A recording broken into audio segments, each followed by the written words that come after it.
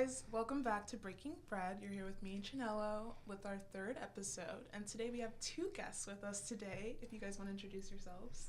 Hi, my name is Shisha Chamabo. I'm a sophomore in the college, majoring in health and societies. And my name is Anissa, and I am a sophomore in the college studying neuroscience.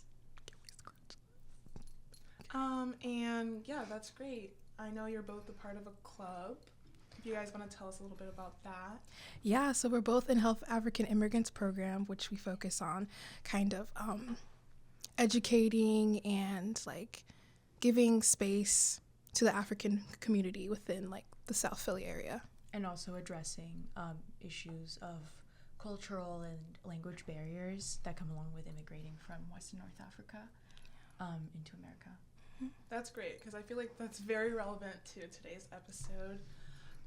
So before we get into the questions, why don't you just share where you guys are from, like your roots, you know, those three main countries that we like kind of discussed a little bit before, but just to give like everybody a bit of a feel of your diverse background.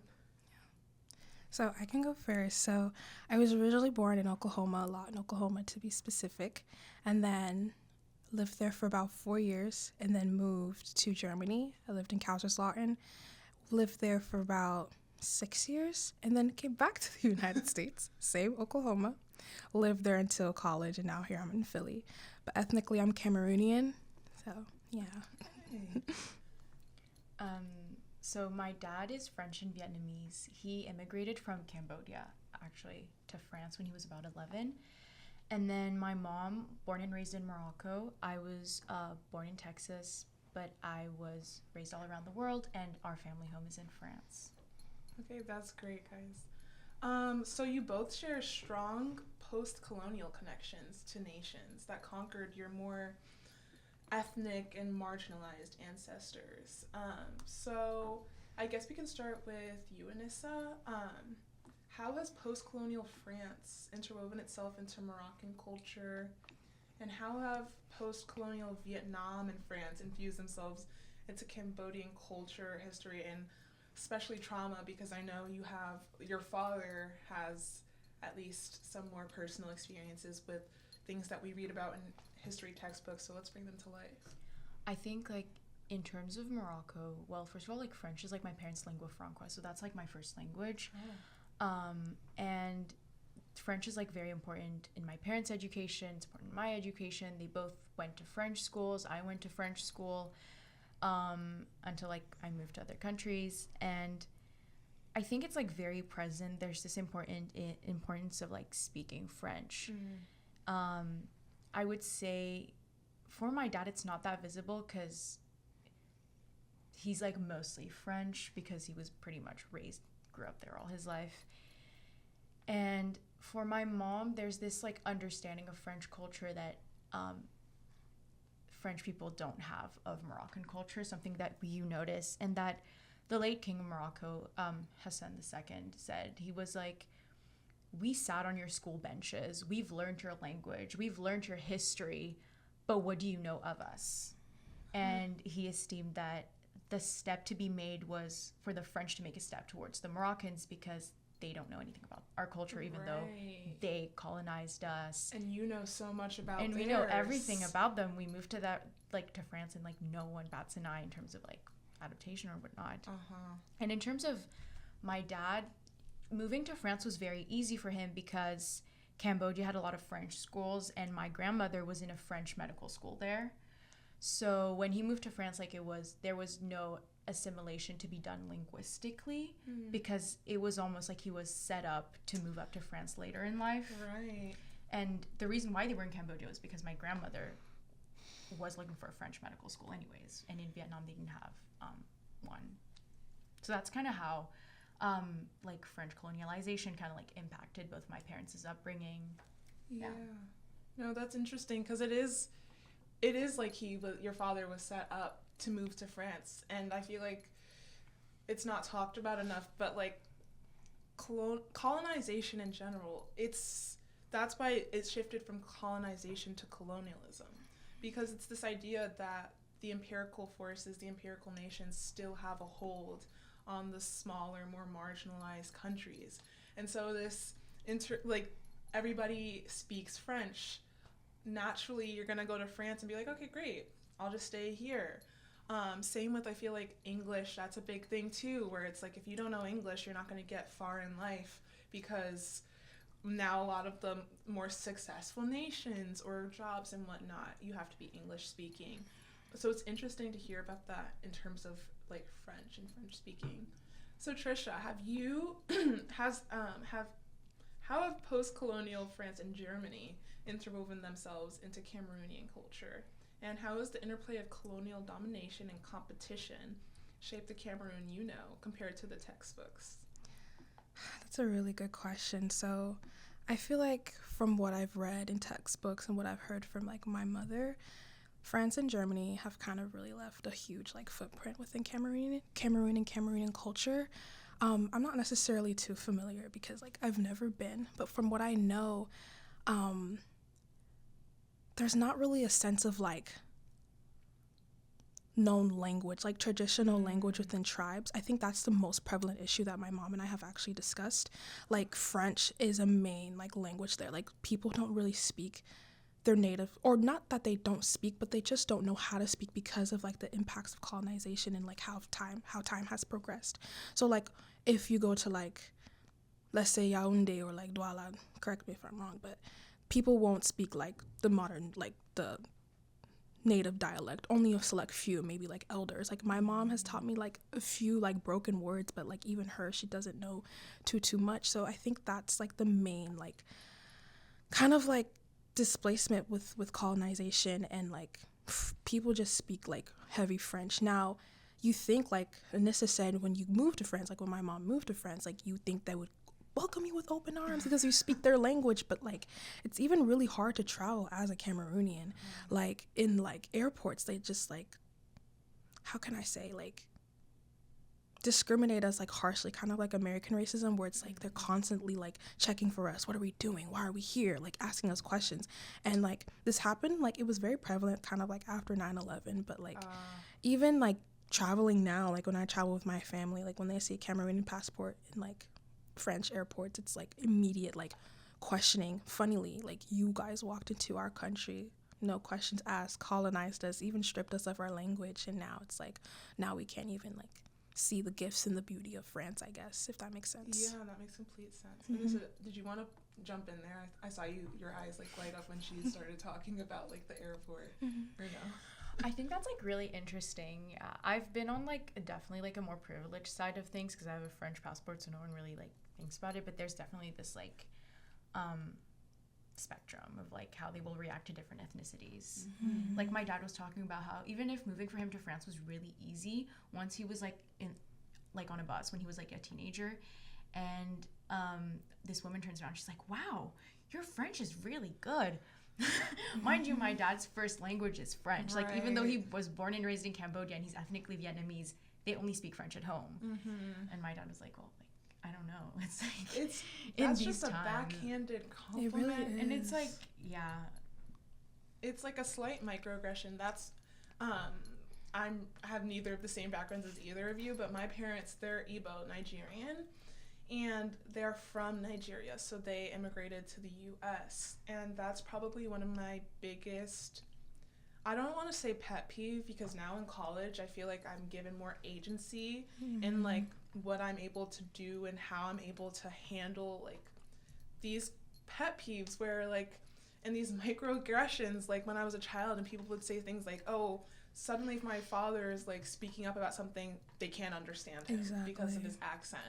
Or when he's ordering, they'll have us order for him because of that. And I just, yeah, so that definitely hit home for me. But I feel like we were even talking a little bit about the value of oral history and how that's united in language and how language unites cultures. And so I feel like in making these colonial languages, the primary languages that people speak, French and English, and even Italian, you're erasing, or at least attempting to erase, part of the oral history of these places that we colonize, like Cameroonian culture. Like, it's no coincidence that your parents our grandparents still are able to speak a bit of the indigenous language, but now a generation below, your mother can speak fragments of it, and now she's passing a little bit on to you, but even then it's like a little bit of phrases. And so you can see at least an attempt to cling on to this history through oral history and oral tradition. But I think, again, these languages, it's intentional and thought out because they see that, and that's why I feel like French and English are very dominant languages. Okay, so let's get even more personal here. How was it for both of you growing up and moving to drastically different nations throughout your childhood?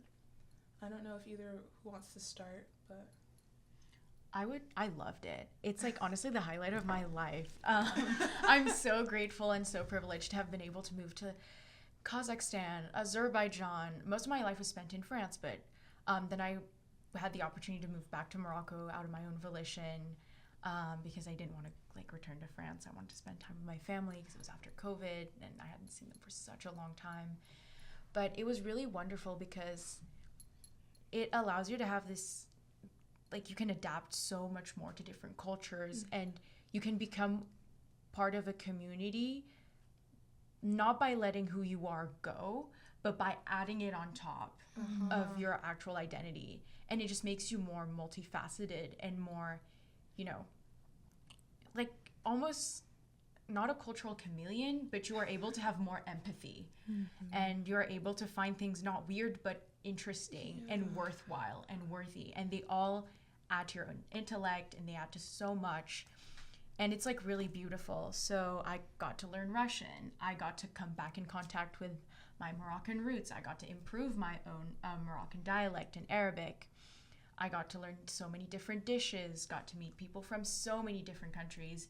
And I hold it with me like here, and it's great. And even though I haven't had these like lifelong friendships that I've been able to like nurture like in person, I've been able to keep a lot of friendships on the way. So like I would say 1/5 of the people I meet overall I stay in contact with. And it's amazing. I love it so much. And sometimes I still think about it and it makes me a little bit sad. But ultimately I remember that I must be grateful that it happened, and it ending is a sign that it was real.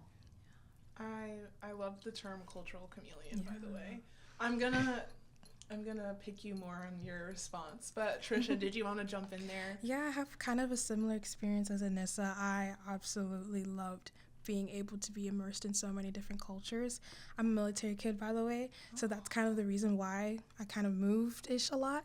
So I spent most of my childhood in Germany, Kaiserslautern to be specific. I went to a type of school called a Dodea school, and so basically what that is like wherever you're stationed within like a military family, there's like a specific like school that you can go to that's like conditioned and made for military kids. So like if you're coming from the United States, you're not completely like ostracized from like American culture, if that's how I kind of would explain it. So it's like I still got to speak English every day. I still got to be around other like military kids, but not just other military kids, but other international kids. Like I've met kids from Russia, Italy, Australia, like all kinds of kids. And it's like being able to like go to school every day and just talking and conversing with such different kids with different backgrounds in life at such a young age was just so like, it was amazing. And I like reminisce it every day to this day. I'm just like, wow, like K-Town, like I miss it so much.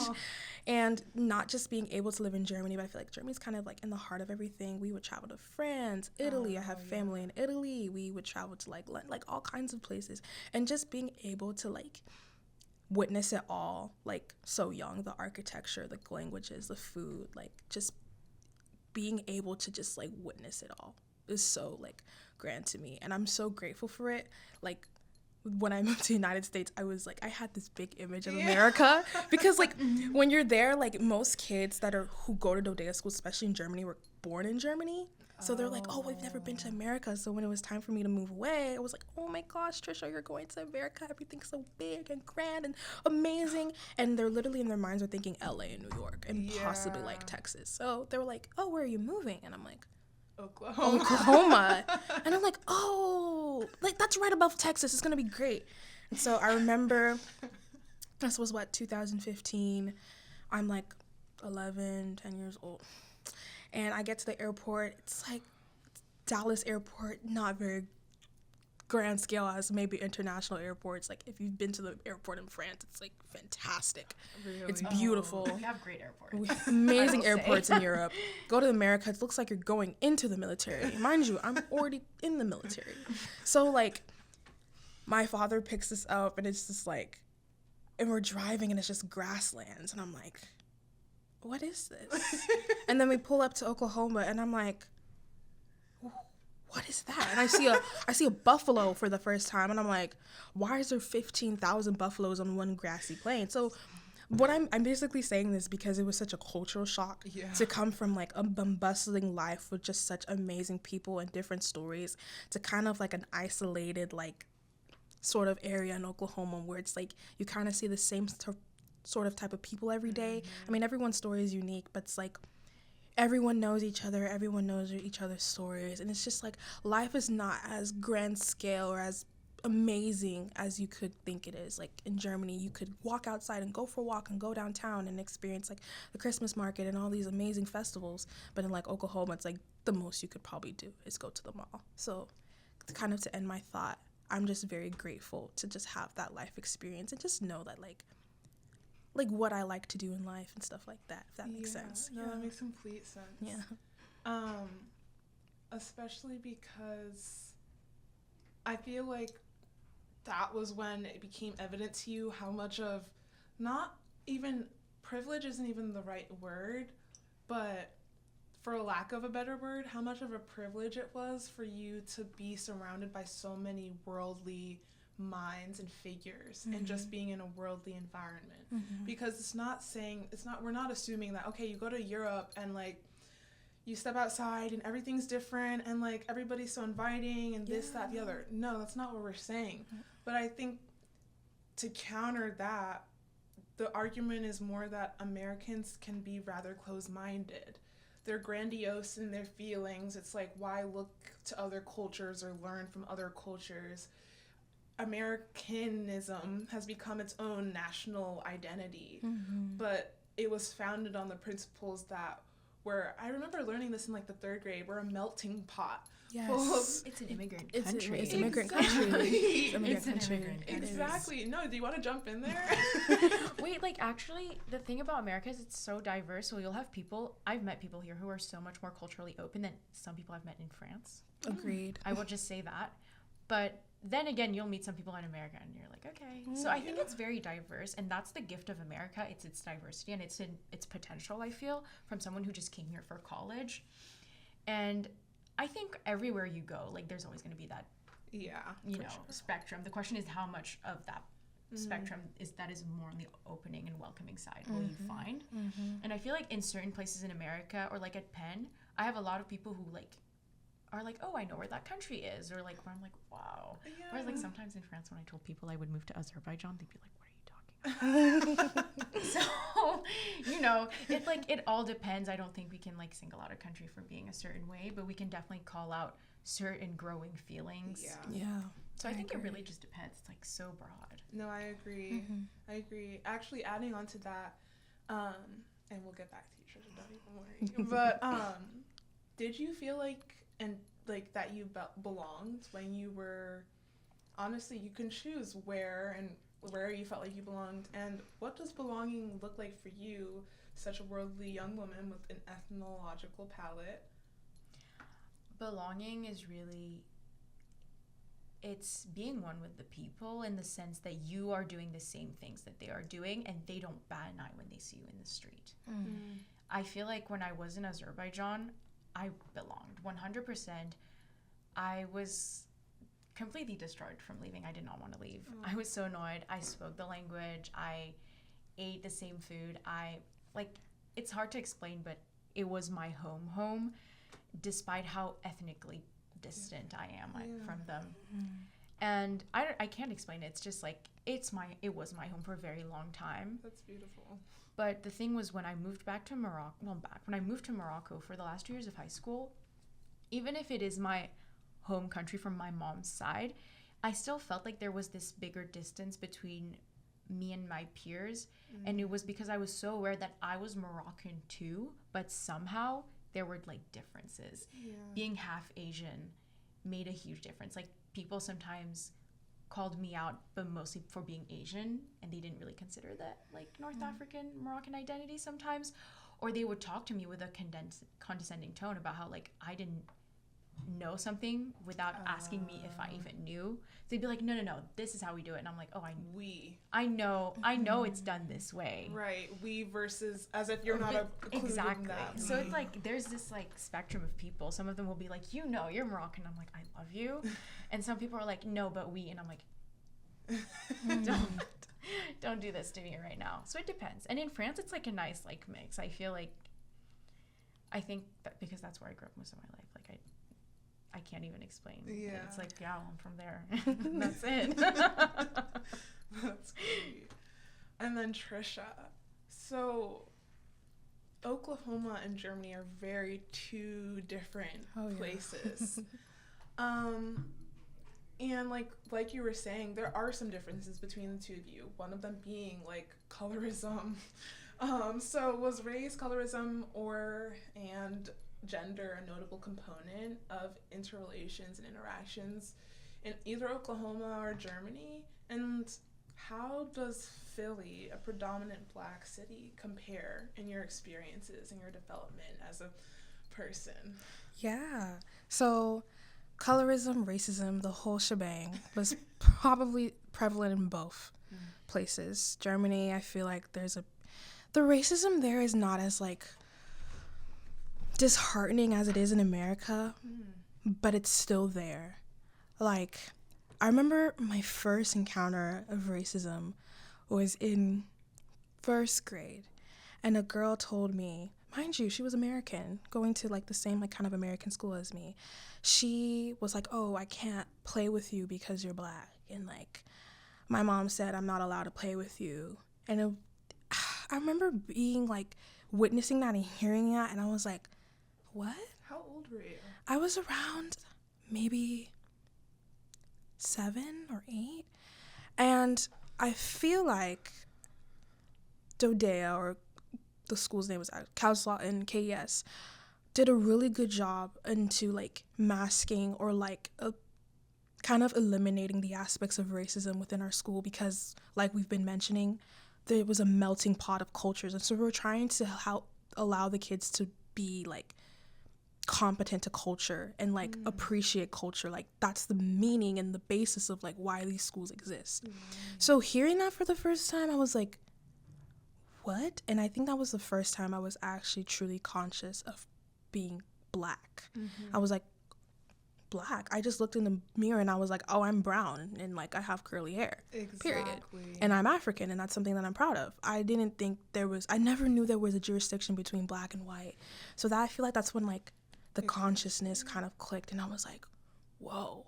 Now, I never necessarily experienced racism within school again after that, but like walking within like German streets and like, you know, being in like like when you go off base, it's like, okay, now we're in German territory, so we have to like, you know, act right and stuff like that. So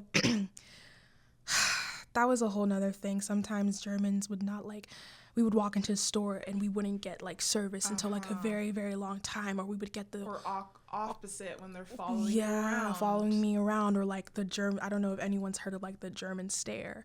It's like you like, I would be I have this funny story where like there's a store called Globus in Germany, and they have like a little cafeteria, and it's like super cute and sweet, and a lot of like old people like to do it. I think the German stare actually is kind of like an old people thing. And I was sitting there eating my delicious potato salad, and my mom goes and grabs something, and then I was just looking around, and I see like 3 German like people staring at me, and I'm there like, why are they staring at me? Right. So just like those kind of aspects of like being conscious of being Black, not necessarily experiencing like brutal racism, but just being like, oh, okay, there's a jurisdiction between me being Black and them being white, if that makes sense. Yeah. Now transitioning into Oklahoma, that's when I became conscious of like, brutal racism, which was really disheartening. Going to school, I went to a private school when I first moved to Oklahoma, and my teachers there they weren't the best. My mom continuously had to advocate for like my intelligence and be like, my daughter is smart, put her in this, do that, and like all of these things. And it was just really hard going from like Germany straight into like an American school and being treated like this. And we all know that Oklahoma is a red state, so like people there are very like, how can I say, like very close-minded. Like if you tell them something, they're immediately gonna want to start arguing with you back and proving their point and putting religion into it and all these things. And so it's just like you just have to like gulp and deal with it, like tie your heart and just deal with it. And I always tell people, like, when I moved to Philly for Penn, it was like, oh, finally a new perspective, a new light, a new place where I can possibly grow as an adult and grow as a person, kind of like in the sense of like belonging with the question with Anissa. I could say like I never really felt like I belong somewhere, not in a negative sense though, not in like, oh, like I don't belong anywhere, but just in the sense that like life has given me so many perspectives that I feel like I could insert myself in any space. It's just a matter of who's in that space and what barriers I have to conquer within that space, if that makes sense. That's a beautiful sentence. Thank you. So when I moved to Philly, another culture shock. But I was so used to moving and being in different spaces that I wasn't scared, if that made sense. Because I was like, I literally got into like one of my top choice schools. Why am I afraid? I can do anything. If I can live in Oklahoma, live in Germany, do all these things, I can live in Philly. Came to Philly with my mom. We were like, wow, the city, it's cool, it's great.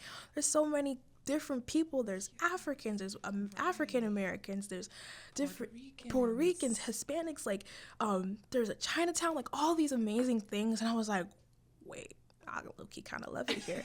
And I feel like being like a mama's girl, like I was like, oh my gosh, I'm gonna like, I don't know how I'm gonna do without my mom. But it was actually such an easy transition, like within like the city's perspective. I don't think that it was really too hard to adapt to like living in Philly. I even stayed over the summer, like after my freshman year, and I was like I really like this city. I can walk outside and not feel out of place because I can look to my right, look to my left, and either see someone that's like me or see someone that can be competent to who I am, if that makes sense. I can go to Chinatown and like eat good food. I can go to South Philly and meet people of my own like background. I can talk to like African immigrants and go to African restaurants and go to African stores. I can even walk on Penn's campus and hang out with friends and people who come from all different walks and backgrounds. So I would say like moving to Philly has been such a positive like impact on my life. Yeah. Wait, that's great. And I feel like that connects very nicely into you two and the extracurricular work that you do in West Philly. So we'll go back in 1 second. Those were two beautifully put ways of describing your sense of belonging in different areas of the world. And so I guess this question could be for either of you or both of you, but how has either your prejudiced upbringing or prejudice you've experienced in certain nations driven your relationship to the West Philadelphia community? Because that's comprised of a plethora of African immigrants. And I know a lot of the work we do with the Health of African Immigrants program, it takes place in Southwest Philly, where a lot of these immigrants are. I can start. I think being exposed to prejudice and racism, it's given me a lot of empathy and a lot of drive. When I see these African immigrants and we get the opportunity and the privilege to talk to them and discuss like all of these like things within like health in America, it makes me want to work harder in school. It makes me like, sometimes I really get discouraged here at Penn. I'm just like, am I actually gonna make it to like med school and all these things? But then I see these old women and these young children who are trying their best to make it here. I'm just like, oh, this is my God-given purpose. I gotta keep on working. And just like the pride that they have when we walk into the room, and like like that, especially with the older women, that light that shines like within their eyes when they ask questions, and they're like, what's this, what's that, like they're like, wow, UPenn, like we're so proud of you. And like just having like the boldness to come to them and teach them these things, it's so inspiring to just get to connect with them. And we recently had an event called Doula Day in light of Black Maternal Health Week, and planning that event, it was very like a little bit nerve-wracking because we're like, our audience is a diaspora, and that diaspora is quite small, and that diaspora has like different schedules, and their lives are just all over the place because they're trying to like kind of like adapt to the American culture. So we were very nervous about like the turnout, and we're like, okay, are people gonna come? And at the end of the day, we're just like, whatever work that we get done, as long as we get information out there, it is a victory. And spoiler alert, the event had a really good turnout. It did. It really did. And it just, being able to teach African women about doula work, because I mean, I feel like in African culture, we kind of have doulas. Mm-hmm. It's just basically the mom or the grandma or like any family member, any woman that's within that space. They just know how to deal with birth. Midwifery, I believe, comes from Africa, and that like sense of like, like that maternal instinct is just so deep rooted in African culture. I remember when I was born, my grandma was there a week later, ready to take care of me. It's just woven into our culture. So them having the ability to hear about that work within the American system, they were so excited. Like, we had a sign-up sheet of women who wanted to get trained. I think everyone in that room signed up to become a doula. We even had a woman there that was 9 months pregnant. And I was literally like in tears because I was like doulas have such an impact in decreasing maternal mortality. So she was actually connected to, I believe, 2 doulas from Maternity Care Coalition. And so now she has 2 doulas on staff for her first birth in the United States. So that's like the grit of it. That's the work that we do. That's why we do what we do. So we can like make people's lives and people's transitions within this complicated system better. And just knowing that like UPenn is not just like a school where smart kids go to. It's a school where there are kids who care. And I feel like Hype in itself, our board, cares a lot. We have a lot of drive, a lot of ambition, and just having the privilege and the opportunity to just share knowledge it's just so amazing. I love our club. Oh. Anissa, did you have anything you wanted to add? I think for me, it's the way I was raised always encouraged me to use what I had to put it to the benefit or advantage of other people. So part of the reasons why I was like attracted to Hype was because they had a call for French and Arabic speakers, and I speak both, although my Arabic is more of like the Moroccan dialect of Arabic.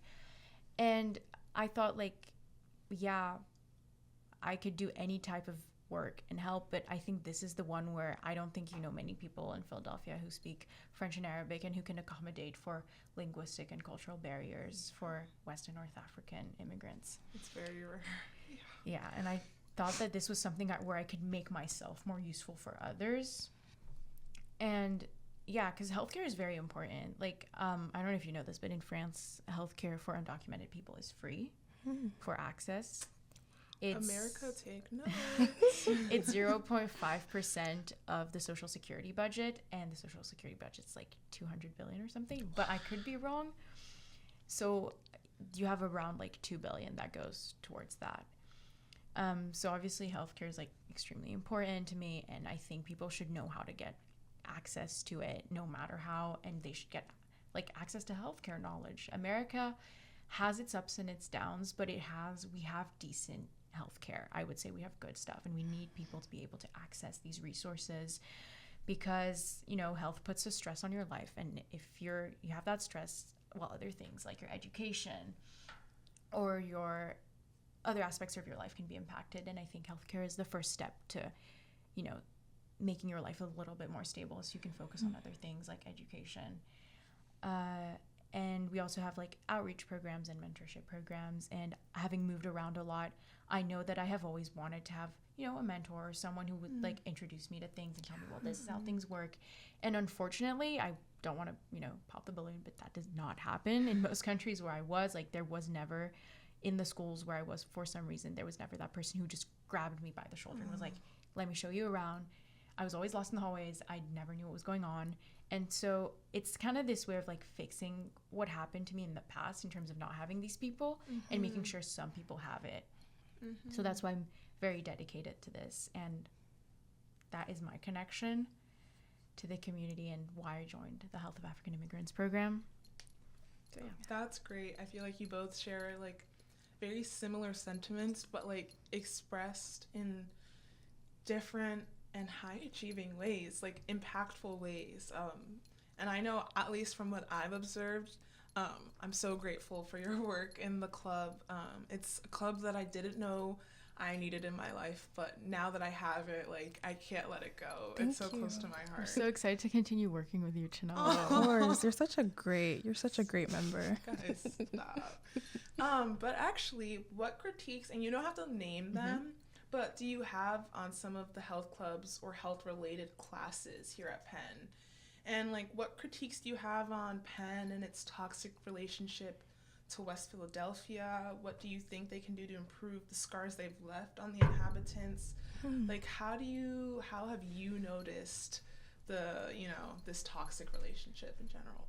I think sometimes it's, people have requirements to get out of the way, they have to volunteer and stuff, but I get it. It's a requirement for you to get, but at least like put a bit of your heart into it. Exactly. You know what I mean? Like sometimes, yes, you're doing good, but also you are some people I feel like are detached from it. Like I hear stories of like not boards that don't respond to the volunteers, and the board is like students. So I'm like, well, why are you doing this? Why do you care? I know you can mess it up, but I care because I know I have like a personal history of this, and I know I can put it to use to other people. And it's a shame for me to not make use of, my qualities like French. Like it would just be like vegetating in the back. And that is definitely an issue I've had, like non-responsive, detached boards who are just like here for the leadership position that I've heard about. I agree. Exactly. And then I feel like something that I've noted with Hype, so we had the opportunity to train as community health trainers or workers, and we could have been the community health trainers or workers, but we decided that, and it would have been great, it would have looked great, but it's better and more efficient if we turn someone else, someone who's going to be here longer than we will once we graduate. So we could get into like a medical school in Philadelphia, but the chances of that are they're low. So we are hiring other people who who've lived here, who will continue living here, who will be able to continue training years after we're gone, and who will possibly be the community health workers. So that's what we're trying to do. So I feel like sometimes we have like I'm doing this, and then when I'm gone, no one's going to pick up after me. That's good. You're like thinking beyond yourself. Exactly. And that keeps you grounded in the club's mission. What are we doing, and who are we doing it for? Because if you were to remove that thought, then you would, sure, as we're saying, it would look so good on your resume. You get into such a good medical school, but then you fall victim to that whole detachment of using people as a means to an end instead of recognizing them and the way that they're shaping your academic career, your mindset and perspective on life, how they make you feel even at home. I know how I feel like whenever I hear a Trinidadian accent, because I'm also part Trini, it literally I can't describe it. It makes my heart warm because I'm like, oh my gosh, it's like I'm right on the beach with like shark bait being sold, and like I'm there with my like father and my uncle, and it just makes me like, like it makes me feel warm. But yeah, Trisha, did you want to add anything? Yeah, so we've actually talked about this sort of conversation a lot within Hype, and Anissa and I have talked about it a lot. And like she said, I feel like a lot of Penn students sometimes lack empathy. Not that they're not empathetic, but they're not necessarily putting empathy within the work that they're doing. I feel like a lot of health clubs can kind of be a little bit aesthetic based, getting the board pictures, the resume, the image, the status, which is great. It's fantastic. Be proud of the work you're doing. Publish the work that you're doing, because not a lot of people are doing the work.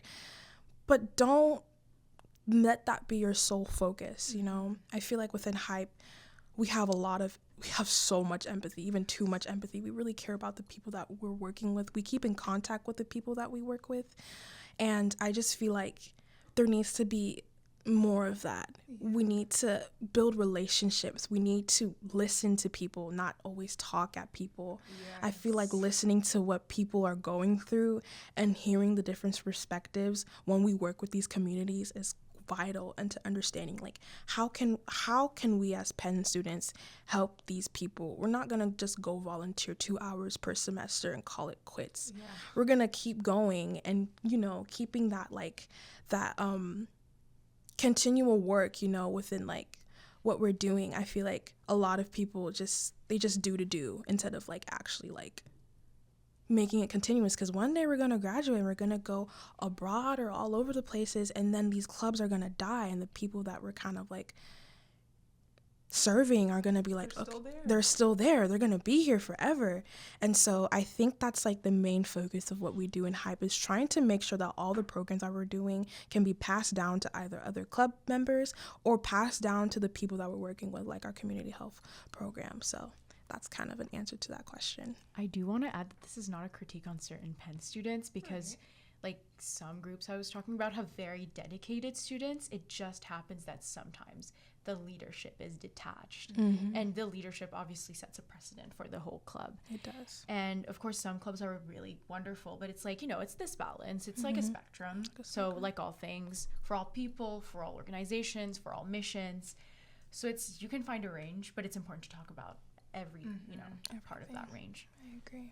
That's so important. I agree. And honestly, I have so many more questions that I'd love to ask you, but I don't want to take up too much of your time. So I'll ask one more that kind of relates to that. We each have the privilege of attending an elite university that, following suit with its compatriots, expands and dominates historically marginalized sectors of U.S. cities, in our case, Philadelphia. And yet, how accessible are these elite institutions for the citizens of the cities that they inhabit? And how does that relate and correspond with the student body? In other words, how heterogeneous is the student body in its thinking and just the demographics that it makes up, in the demographics that it targets, and its help and in its community work? And to what extent have you observed that the exclusivity of higher education facilitates and perpetuates Penn's prestige? And what does prestige even mean in 2025, in your opinions? So just this idea of Penn face, prestige, I just feel like those go hand in hand when you think of, at least in my opinion, looking at the University of Pennsylvania now in 2025, as things go on, as people go on as alum to accomplish some great things, some notable things, but then how does this again connect or disconnect and detach itself from this idea of gentrification, and that it's a consistent pattern amongst American universities such as Harvard and Cambridge, or Columbia and Harlem, and then Philadelphia and West Philly? I don't think it's a trend that's unique to the United States, actually. So you can see it in sometimes other countries, but it's more prominent in the US for sure. Now, I came here like learning a lot of this from my RA or from professors. So like I was like shocked. I was like, I didn't know it was to that extent in America. But it's, on the other hand, I feel like Penn does such a better job at schools in other parts of the world at gathering a diverse student body. Yes. And a lot of schools I've been, like, I've never met people with so many perspectives. And I know a lot of us sometimes feel lonely. We're like, oh, there's so many people of this type with this privilege and this much. And, like, I'm also like, well, I'm privileged. Right.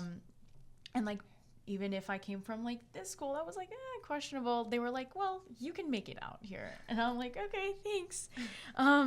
So it's, like, I definitely feel like being in Penn, we critique it so much, but we have to realize that could we have found better than this? Yeah. I definitely could not have found better than Penn, in the sense, or like a similar school in terms of like getting all these different perspectives from you, Chinelo, from you, Trisha, from a lot of our friends. And I think even when in America, you have like a lot of people who are like, at least if you pick and choose, more open. And so that's great.